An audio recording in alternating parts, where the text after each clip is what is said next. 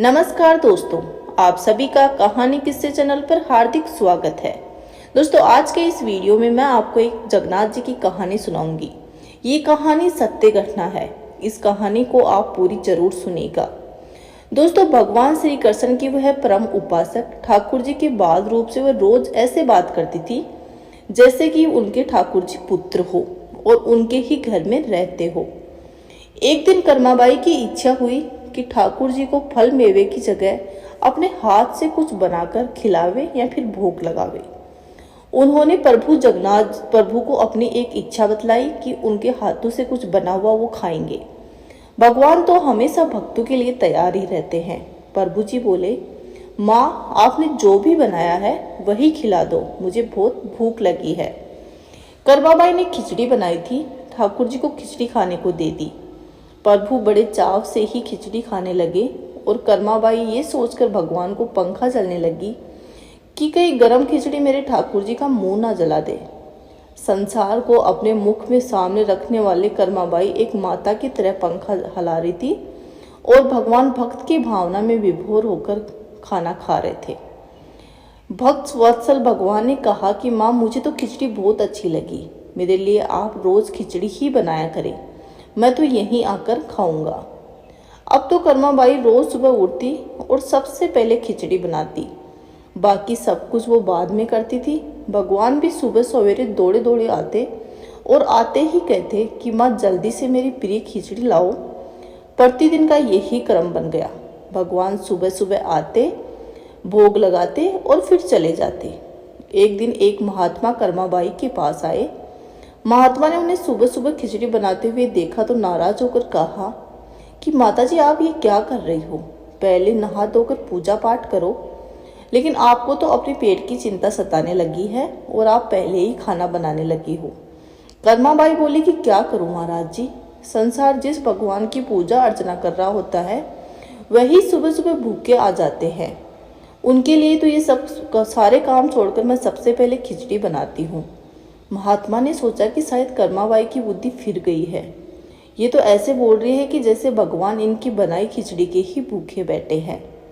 महात्मा कर्माबाई को समझाने लगे कि माताजी, तुम भगवान को अशुद्ध कर रही हो।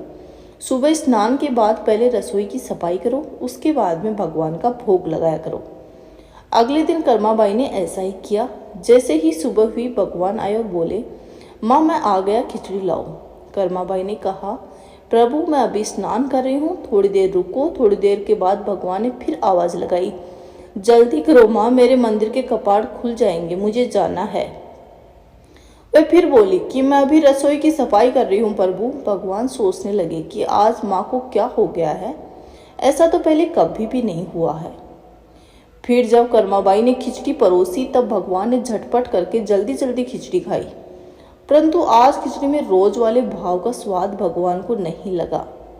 फिर जल्दी जल्दी में भगवान बिना पानी पिए ही मंदिर में भागे। भगवान के बाहर महात्मा को देखा तो समझ गए कि अच्छा, तो ये बात है, मेरी माँ को इसी ने पट्टी फटाई होगी।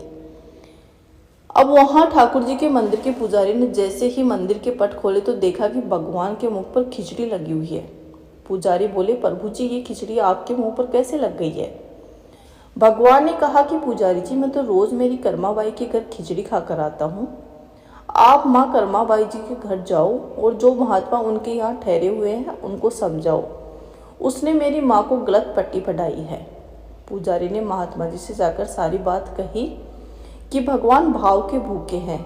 ये सुनकर महात्मा जी बहुत ही घबराए और उन्होंने तुरंत कर्माबाई के पास जाकर कहा कि माताजी, माफ करो, ये नियम धर्म हम संतों के लिए हैं।